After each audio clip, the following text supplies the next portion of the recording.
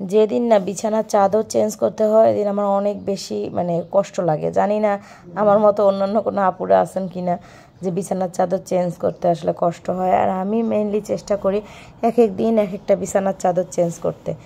আর এই তো রোদ কি সুন্দর আমার ঘরে। আর সকালে তো উঠে যাওয়া হয়েছে, যেহেতু সকাল সকাল উঠে গেছি আর বিছানার চাদরটাও চেঞ্জ করব, তো সব কিছু একটু গুছিয়ে নিলাম। আর গাছগুলো কেমন জানি হয়ে যায়, শীতের দিনের গাছ কিন্তু একেবারেই ভালো হয় না। আর এই বারান্দা যেহেতু রোদও আসে না, তাই গাছগুলো তেমন একটা ভালো হয় না।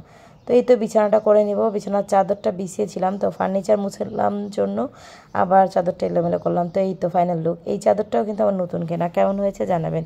আজকে মোটামুটি আবহাওয়াটা অনেকটাই ভালো। শীত শীত এই সকালের ব্যাপারটা খুব ভালো লাগে।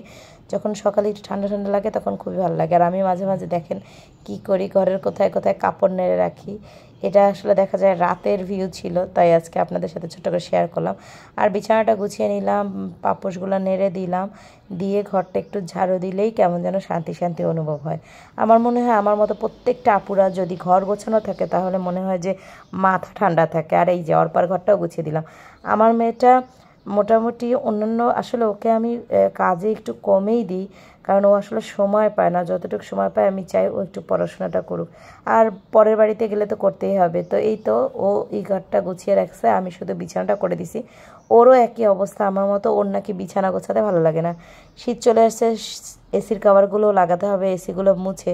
এটাই চিন্তা করছিলাম কবে আসলে আপনাদের ভাই একটু সময় দিবে, কারণ তারও তো অফিস থাকে, সব কিছু সামলিয়ে সেও তো অফিস বাজার সব কিছু করতে হয় তাকে। তো এই তো মেয়ের ঘরের ফার্নিচার মুছে নিলাম, মেয়ের ঘরটাও গুছিয়ে নিলাম। আজকে আপনাদের সাথে রান্নাবান্না শেয়ার করব না, আসলে প্রতিদিনই তো রান্নাবান্না শেয়ার করি। আজকে না শীতের আমেজ আসার পর ভাবলাম একটু পিঠা বানাই। আর অর্পার না এই পিঠাটা অনেক বেশি পছন্দ। অর্পা এই পিঠাটা মানে এর আগে যখন করেছিলাম শীতে কয়েকবার করা হয়েছিল, ও বলছিল যে মা এবার তো শীতও চলে আসতেছে, তুমি তার পিঠা বানাচ্ছ না। তো এই পিঠাটা কী পিঠা সেটা তো আপনাদেরকে বলবো।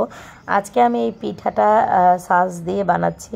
এই পিঠার সাজটা আমি গত বছর বাণিজ্য মেলা থেকে কিনেছিলাম, কিন্তু বাণিজ্য মেলা থেকে কেনার পরে আমি না কখনো এই সাজটা দিয়ে পিঠা বানাইনি। তো এবার যখন বানাতে নিচ্ছিলাম তখন একটু আমার কাছে প্যারা খাচ্ছিলাম, এবং মানে আসলে নিজে সিস্টেমটা ভুলে যাওয়ার কারণে আমি একটু প্যারাই হয়ে যাচ্ছিলাম। আর তারপর নিজের বুদ্ধিমতো করে করে করে করে একটু চেষ্টা করছিলাম। আমার আপুরা যদি কেউ এই সাজটা ব্যবহার করে থাকেন তাহলে আমাকে জানাবেন তো কিভাবে আসলে সাজটা দিয়ে পিঠাগুলো ভালোভাবে মানে খুব দ্রুত তুলতে পারবো।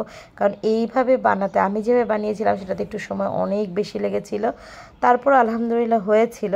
আসলে চেয়েছিলাম একটু নকশি টাইপের পিঠাটা বানাতে, আমি আবার এত বেশি ডিজাইন করতে পারি না। আর এই পিঠাগুলোর কাইগুলো আসলে বানানোটা একটু ডিফিকাল্ট হয়, কারণ কাইটা যদি নরম হয় পিঠাটা হবে না, শক্ত হলেও ভালো হবে না। তো পারফেক্ট একটা ডো না হলে কিন্তু এই পিঠাটা ভালো হয় না। তো এই তো দেখেন অনেক চেষ্টা করতেছি, যেটা হয়তো ইজিলি বানা যায়, শুধুমাত্র সঠিক নিয়মটা না জানার কারণে আমার কাজটা দেরি হয়ে গেছে। তো এই তো সবগুলো পিঠা এইভাবে বানিয়ে নিলাম। আর বানিয়ে নিয়ে আমি এখন গোসলে যাব, এটা আমি সন্ধ্যার পরে ভাজবো। তো আমি একটা র্যাপার দিয়ে এরকম র্যাপিং করে বিভিন্ন টাইপের শেপ দিয়ে চেষ্টা করেছি বানানোর জন্য। এই যে ফুলের ডাইসটা ইউজ করেছি, আর বাকিগুলো আমি আমার নিজের মতো করে বানানোর চেষ্টা করেছি। জানি না কেমন হয়েছে, অনেক আপুরা জানি নকশি পিঠা অনেক ভালো বানাতে পারেন, তবে এই পিঠাটা কিন্তু নকশি পিঠা নয়, এই পিঠাটা হচ্ছে মুখ পাকন পিঠা। আমরা জানি মুখ পাকন পিঠা আসলে সবাই কম বেশি চিনি, তবে বাসায় বানাতে গেলে না একটু প্যারা খেয়ে যেতে হয়। আর এখন যদি আপনি কিনেও খান 10টা মুখ পাকন ছোটো ছোটো প্রাইস পড়বে প্রায় 600 টাকা, তার থেকে বরং নিজেই বানানো ভালো না। তো আমি এই যে ভাবছিলাম সন্ধ্যার পর বানাবো, তো বিকাল থাকতে থাকতেই ভাবলাম ভেজে ফেলি, সন্ধ্যায় গরম গরম খাবে, যেহেতু এটা শিরাও করতে হয়।